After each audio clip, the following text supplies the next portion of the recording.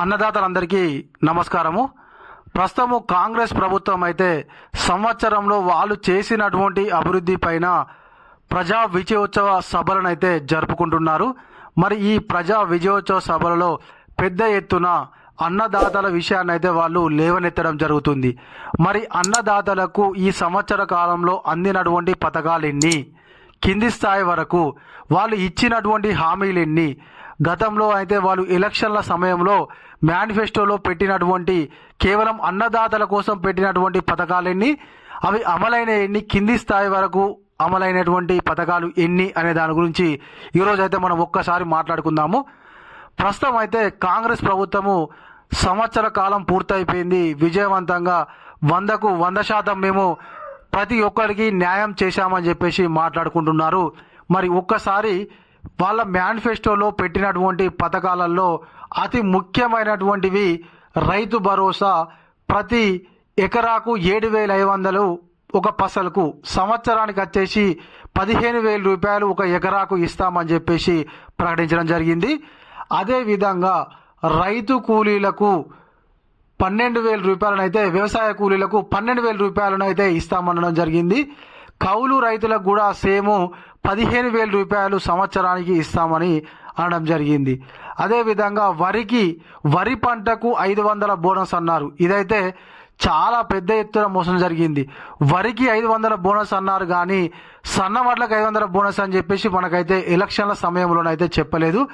ఆ తర్వాతకైతే వాళ్ళు కేవలము సన్న వడ్లకు మాత్రమే 500 బోనస్ ఇస్తాము. అయితే సన్న వడ్లకి ఎందుకు ఇస్తామంటే రేషన్లో మేము సన్న బియ్యాన్ని ప్రతి ఒక్కరికి ఇవ్వాలని చెప్పేసి అనుకుంటున్నాము. అదేవిధంగా సంక్షేమ పాఠశాలల్లో కానీ హాస్టళ్లలో కానీ ఈ యొక్క సన్న బియ్యమే మేము సప్లై చేస్తాం కాబట్టి అందుకే సన్న వడ్లకు మాత్రమే 500 బోనస్ ఇస్తామని చెప్పేసి ప్రకటించడం జరిగింది. ఇక మొట్టమొదలు రైతు భరోసా గురించి అయితే వాళ్ళు చాలా పెద్ద ఎత్తున ప్రచారం చేయడం జరిగింది. రైతు భరోసా గతంలోనైతే 7,500 రూపాయలు గతంలోనైతే 5,000 రూపాయలు అయితే రావడం జరిగింది ఒక ఎకరాకు. సంవత్సరానికి 10,000 రూపాయలు అయితే ఇవ్వడం జరిగింది. అది ఖచ్చితంగా మనకు ఏదైతే పంట సాగు మొదలు పెడతామో ఆ సందర్భంలోనైతే పడ్డాయి. 5,000 అయినా కూడా మనకైతే టైంకి అయితే ప్రతి ఒక్క అర్హుడైనటువంటి అన్నదాత అకౌంట్లో అయితే జమ కావడం జరిగింది. ఇక వీళ్ళైతే 7,500 రూపాయలు ఎకరానికి ఇస్తామని చెప్పేసి సంవత్సరానికి 15,000 రూపాయలు ఇస్తామన్నారు. కానీ ఆల్రెడీ ఇప్పటికే మనకు యాసంగి వానాకాలం సీజన్ అయిపోయింది, యాసంగి సీజన్ అయితే మొదలైంది. వానాకాలం సీజన్లోనైతే ఇస్తాం ఇగో అగో అన్నారు కానీ వానాకాలం గడిచిపోయింది, వడ్లు వచ్చేసినాయి, మళ్ళీ యాసంగి సాగు కూడా మొదలైపోయింది. ఇప్పటికి కూడా మనకైతే రైతు భరోసా గురించి ఒక ప్రకటన కూడా రాష్ట్ర ప్రభుత్వము చేయలేదు.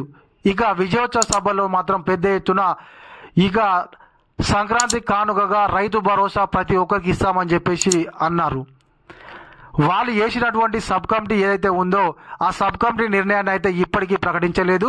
ఇక డిసెంబర్ 9న తప్పకుండా మేము రైతు భరోసా గురించి ఒక క్లారిటీ ఇస్తామన్నారు సమావేశాలలో. మరి డిసెంబర్ 9 అయిపోయింది, వాళ్ళు దాని గురించి మాట్లాడకుండానే సమావేశాలు ముగిసిపోయినాయి. ఓకేనా, ఇది అలా ఉంటే ఇక కౌలు రైతులకైతే వాళ్ళు 15,000 రూపాయలు ఇస్తామని అన్నారు. అయితే కౌలు రైతులకు ఏ విధంగా ఇస్తారంటే, ఒకటి మెయిన్ పట్టాదారు కన్నా ఇస్తాము, లేకపోతే కౌలు రైతుకైనా ఇస్తాము, ఒకరికే 15,000 రూపాయలు ఇస్తామనడం జరిగింది. అంటే వీళ్ళిద్దరి మధ్యలో ఒక చిచ్చు పెట్టేటువంటి ప్రకటన అయితే చేయడం జరిగింది. కేవలం ఒక్కరికి మాత్రమే 15,000 రూపాయలు. అంటే కౌలు రైతుకు ఇక డబ్బులు రావు, ఎవరైనా పట్టాదారు మాత్రమే తీసుకుంటాడు తప్ప కౌలు రైతుకి ఎందుకు ఇస్తాడు. కాబట్టి కౌలు రైతులకు ఇచ్చేటువంటి 15,000 రూపాయలు అయిపోయినాయి. ఇక నెక్స్ట్ వచ్చేసి వ్యవసాయ కూలీలకు సంవత్సరానికి 12,000 రూపాయలు ఇస్తామని చెప్పేసి హామీ ఇవ్వడం జరిగింది. మరి వ్యవసాయ కూలీలను వాళ్ళు ఏ విధంగా గుర్తిస్తారు అంటే, ఒక గుంట కూడా లేనటువంటి వాళ్ళను వ్యవసాయ కూలీగా గుర్తిస్తారా? దానికి సంబంధించినటువంటి ఇప్పటి వరకు విధి విధానాలను అయితే ఖరారు చేయలేదు. అసలు దాని గురించి ప్రకటన కాదు కదా, వాళ్ళకి ఆలోచన కూడా లేనట్టుంది. అరే మేము ఇది ఒక హామీ ఇచ్చాం కదా, మరి దీనికి సంబంధించినటువంటి నిర్ణయం తీసుకుందాం అనేటువంటిది కూడా వాళ్ళు మర్చిపోయారు. ఓకేనా. ఇక రుణమాఫీ అనేది చాలా పెద్ద ఎత్తున జరుగుతున్నటువంటి ప్రచారం.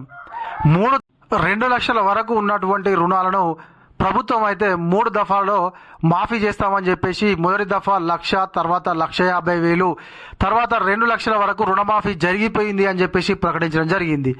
అయితే వాళ్ళు చేసినటువంటి రుణమాఫీ ఎంత అంటే 22 లక్షల మందికి అయితే చేసిర్రు. అందులో కూడా ఒక 3 నుంచి 4 లక్షల మందికి 2 లక్షల లోపు రుణమాఫీ ఉన్నా కూడా కాలేదు. వాళ్ళకు కొన్ని సాంకేతిక కారణాలు ఉన్నాయి.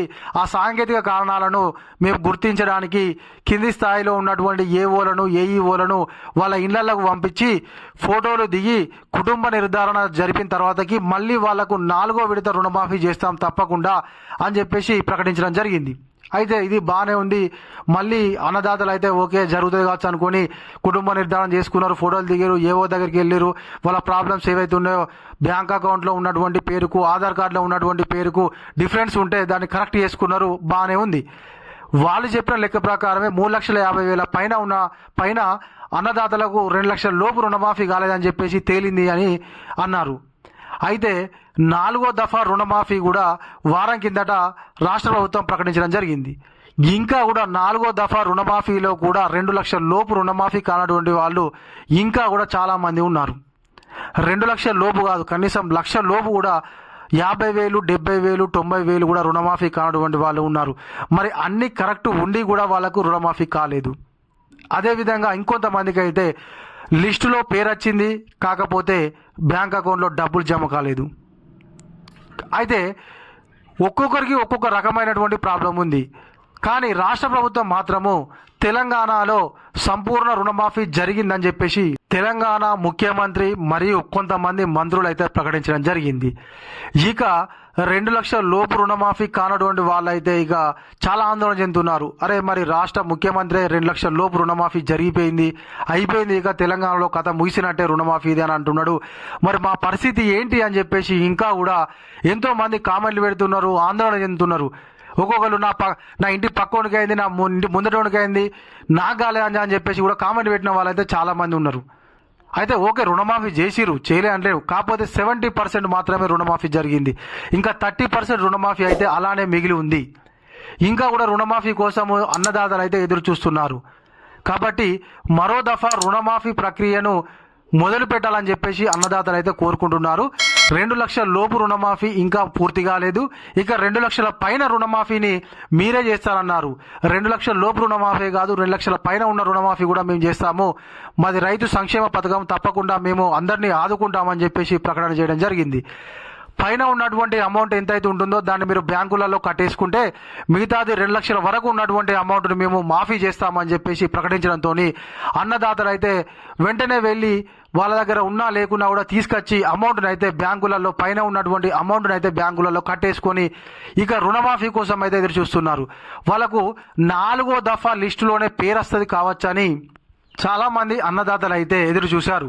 కాకపోతే 4వ దఫాలో కనీసము 2 లక్షల వరకు కూడా చాలామందికి రుణమాఫీ కాలేదు. ఇక ఇన్ని విధాలుగా సమస్యలు ఉన్నప్పటికీ వాళ్ళు సంవత్సర పాలనలో చాలా మందికి అన్ని ఏదైతే మేము హామీ ఇచ్చామో అవన్నీ నెరవేర్చామని చెప్పేసి చెప్తున్నారు. మరి ఇవన్నిట్లలో కింది స్థాయి వరకు ఏది అమలు జరిగిందని చెప్పేసి మీరైతే తప్పకుండా కిందనైతే కామెంట్ చేయండి. మీకు ఏ యొక్క పథకం కింది స్థాయి వరకు అందింది అని చెప్పేసి మీకు అనిపిస్తుందో దాని గురించి అయితే ఒక్కసారి కామెంట్ చేయండి.